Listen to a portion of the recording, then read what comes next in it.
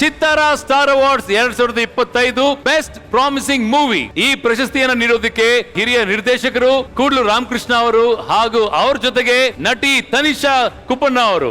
Welcome.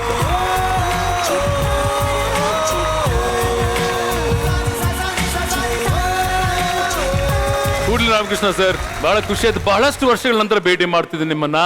ಹೇಗಿದ್ದೀರಿ sir? ಚಿತ್ತಾರ star ಅವಾರ್ಡಿಗೆ thanks ಹೇಳಲಿಕ್ಕೆ ಇಷ್ಟಪಡ್ತೀನಿ. ಕಾರಣ ಇಷ್ಟೇ, ನಾನು ಇಂಡಸ್ಟ್ರಿಗೆ ಬಂದು 35 ವರ್ಷ ಆಯಿತು.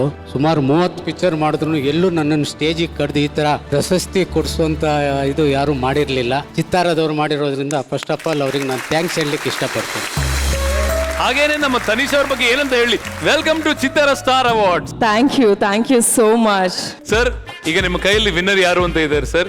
So Chittara star awards 2025 best promising movie and the winner is Kaala Patthar. ಕಾಲಾ ಪತ್ತರ್.